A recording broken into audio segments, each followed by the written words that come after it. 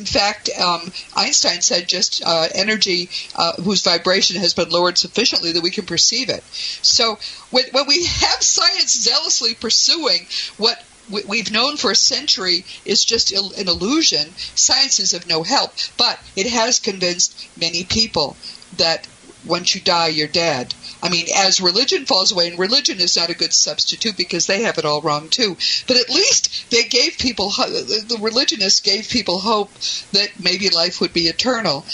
Many people are losing that hope now. Oddly, I was just reading this morning that one reason there are many more suicides is that it's just too oppressive to even live with the certainty that you're going to blink out like a light. So there's an irony. People would just want to give up the ghost because it's such a horrendous thing to be stuck in a materiality where there's nothing spiritual. So that's horrendous. But there's also the fact that before electricity, many people it was sort of a fad to sit in circles and do table tipping and stuff, and that helped to develop some of the earliest physical mediums. So it's a variety of things, and there are some people trying to bring it back.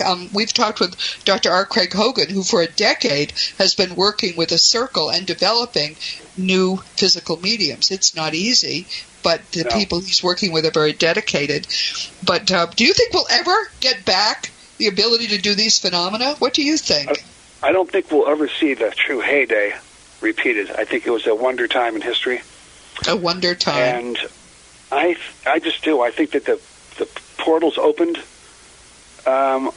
Since natural law is immutable and never changes, then the same laws are in effect now. And I believe that people can be developed.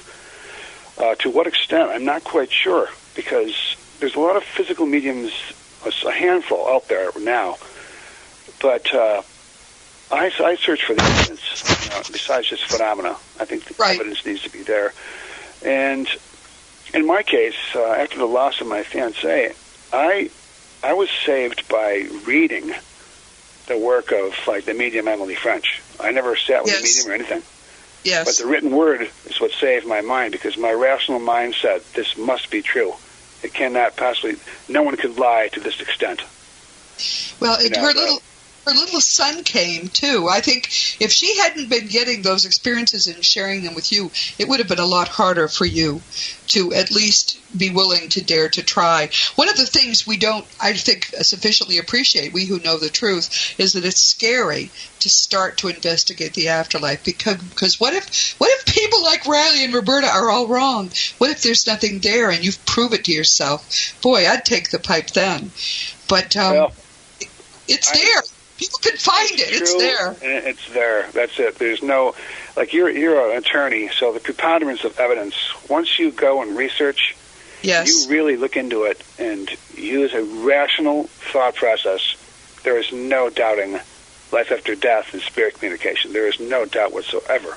I totally agree. It's impossible for it not to be true. So, unlike you and me probably when we started our work, everyone listening can convince yourself of the truth. We've been your pioneers. We're telling you now, it's all good. It's all perfect and wonderful and better than you can imagine. And so it's time to get serious and really do that work. So what's next for you? What are you talking about doing now?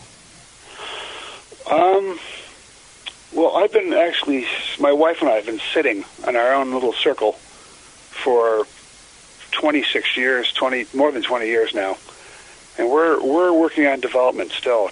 We have our mind set on what we want to have manifest, and we're just determined to keep going with that. I've got. Could I ask you about that? Do you have people with mediumistic ability sitting with you every week? Is that what you do? My wife's a very powerful medium, and she's very well known. She has lots of clients who come every week, and they leave in tears, which is always a good sign. Does she do readings for the public? I mean, should we give her? Yeah, she does. She's a clairvoyant, and she, you know me well enough by now to know that I don't accept anything. Yes. Absolutely positive, scientific, evidential proof. Yes, like all researchers who are really good, you are very skeptical, as am I. Evidence, yes. I'm skeptical of everything until the evidence proves otherwise. It's not much to ask when it comes to mediums. Where is the evidence? That's it. Any rational human being should approach it the same way. Evidence. That's what she wanted. And she provides evidence. And she has an abundance of clients now because of it. All right, and this is great. So I'm going to make sure that we talk about her as well. Maybe I could even interview her. But does she do readings by phone? Is she someone people could contact, or is it all physical? She can do readings by phone, but they come to our house. She has a separate room upstairs in our farmhouse, and she has a nice, beautiful little setup there, and she throws cards, and then she holds the person's hands, and then usually it starts right there. The evidence just starts pouring out. And where are you located? I don't know. Tears start flowing. It's a good sign because you know that they're hitting on something.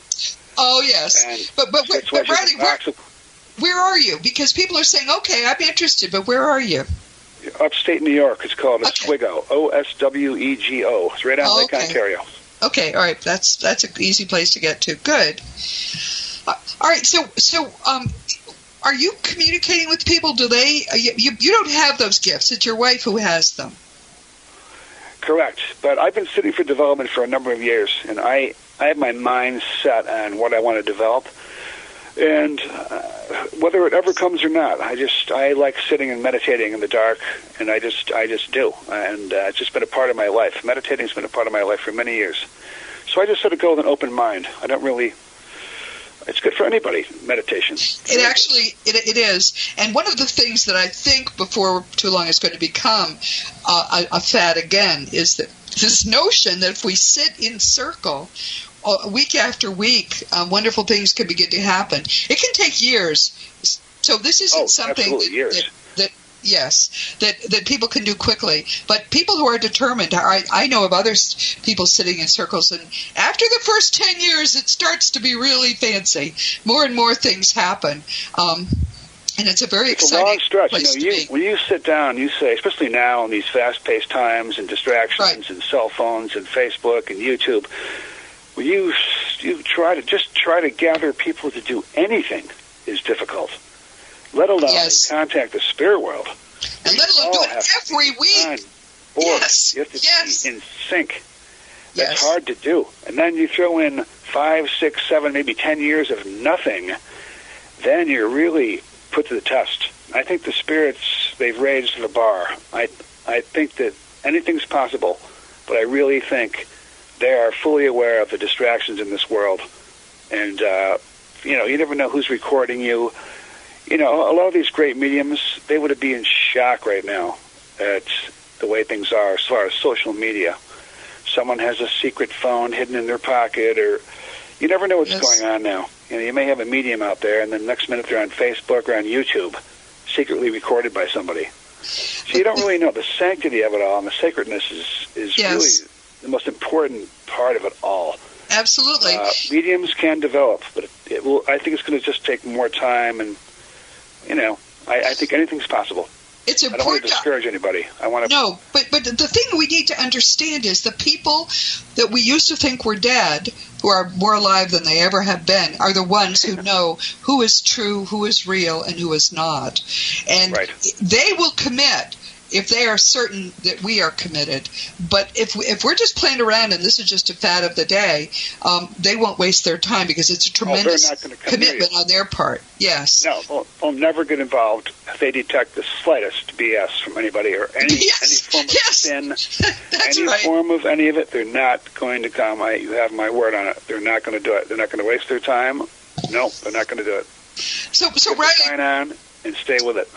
Yes. I mean, you have to decide that I'm going to do this for life once a week. And when you do that and you really are sincere about wanting to help the world, they will gravitate to you. You don't have to go looking for them. And other people who are sincere will gravitate as well. Well, that's the right word to use, because if you make it part of your life, just like brushing your teeth, you make it part of your life experience, committed to spirit to bring them through, then we've been sitting for years. So you just don't give up. You don't have any expectations, and you just don't give up. The Spirit will bring you where you need to go. That's what I believe.